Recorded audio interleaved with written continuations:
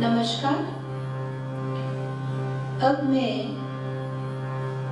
राग दरबारी के इस व्याख्यान को आगे बढ़ाते हुए आपको एक इसी राग में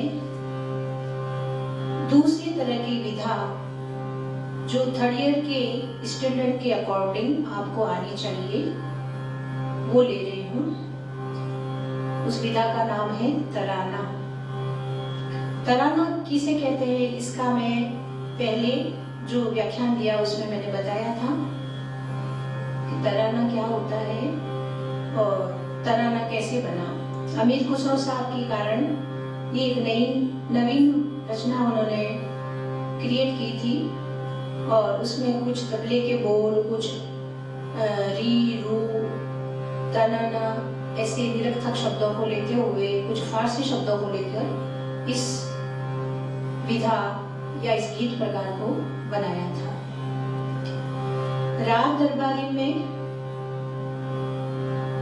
पहले ही मैंने बताया आपको कि छोटा ख्याल, बड़ा ख्याल, तराना, ध्रुपद और धमार ये विशेष रूप से पहले गाए जाते थे और आज भी गाते हैं। रचार थोड़ा कम हो गया परंतु गाए जाते हैं और तराना भी इसमें बहुत मधुर लगता है। राग दरबारी की प्रकृति के अकॉर्डिंग वैसे तो गंभीर प्रकृति का राग है, परंतु इसमें अगर लय को बढ़ा के अपन कुछ प्रस्तुति देते हैं या उस राग को प्रकट करते हैं तो उस लय के अकॉर्डिंग उसको भी वो बंदिश या वो राग दरबारी न्याय देता है। जैसा कि मैं अभी आपको बताऊंगी गाकर, तो आपको लगेगा कि राग दरबारी कहने को तो गंभीर राग है, परंतु इसमें फिल्मी सॉन्ग्स में इस राग के माधुर्य को लेके इतना अधिक प्रयोग किया गया है कि इसमें अनेकों फिल्मी गीत को इन्वॉल्व किया गया है। इस कारण इसके कॉम्पैक्ट को लेकर उसके स्वर संगति के सौंदर्य वर्धन की जो स्वर संगति है उनको एडॉप्ट करते हुए फिल्मी सॉन्ग में भी इसको लिया गया है। जो आपको पता होगा, तोरा मन दर्पण कहलाए, जनक जनक तोरी बाजे पाइया, इस तरह के जो फिल्मी सॉन्ग्स हैं उसमें साफ लगता है कि राग दरबारी का जो कॉम्पैक्ट रूप है, इसका जो सौंदर्य एस्थेटिक सेंस है उसको लेते हुए उसको एडॉप्ट किया गया। तो फिल्मी सॉन्ग में, फिल्मी दुनिया में भी राग दरबारी बहुत छाया हुआ है। राग चाहे कोई भी हो, अगर उसको साधक या गायक या वादक तहे दिल से आत्मविभोर होकर जब गाएगा तभी सामने वाले को भी आनंद आएगा और खुद को भी आनंद आएगा। तभी तो कहा गया है कि एक बार नारद जी ने श्री विष्णु भगवान से पूछा, प्रभु आप कहाँ रहते हैं? क्या आप योगियों के हृदय में रहते हैं?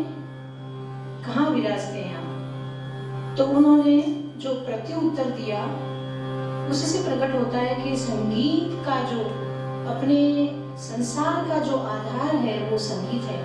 उन्होंने कहा, ना हम बसामी वैकुंठे योगी न च हृदय बसा, यानी मैं वैकुंठ में नहीं रहता हूँ, न ही मैं योगी के हृदय में रहता हूँ। मद भक्ता यत्र गायत्री तत्र तिष्ठामि नारद, जहाँ मेरे भक्त गायक जो भी सुर और लय के साथ उसमें डूबकर जो गाते हैं, मैं वहीं पर हूँ, मैं वहीं विराजता हूँ। कहने का मतलब ये जो संगीत है वो केवल लौकिक ही नहीं रखता। गायक हो चाहे वादक हो, अगर वो उसमें इन्वॉल्व हो जाए, उसकी पराकाष्ठा में जाए तो सीधा ईश्वर से जुड़ा होता है। तो जहाँ पे ईश्वर इस संगीत को मान्यता दे रहा है तो अपन जो सांसारिक लोग इसको मानेंगे ये तो कोई बड़ी बात नहीं होगी। कहने का मतलब आप ये समझिए कि राग को केवल राग के अर्थ में नहीं रखकर उसको आप थोड़ा गंभीरता से गहराई से समझेंगे तो यह राग आपको आनंदित भी करेगा, प्रभावित भी करेगा और आपको शीघ्र ग्रहण हो जाएगा, ग्रैप्स हो जाएगा। प्रस्तुत है राग दरबारी में तराना, त्रिताल में है। मध्य लय से मैं द्रुत लय में जाऊंगी क्योंकि तराना द्रुत और अति द्रुत में खिलता है। तराने के बोल है ना द्रे द्रे दे तुम द्रे द्रे दे धीम तधीम तधीम धीम तनन धीम धीम तनन ना द्रे द्रे दानी तुम द्रे द्रे धीम दन दे रेना। ये स्थाई है। अंतरा है ना द्रे दानी तुम द्रे दानी धीम तन दे रेना तनन तदारे ताने धीम तदीम तिरकिट तिरधा तिरकिट तिरधा तिरकिट तिरधा। इस तरह से तो आप इसको अभी मैं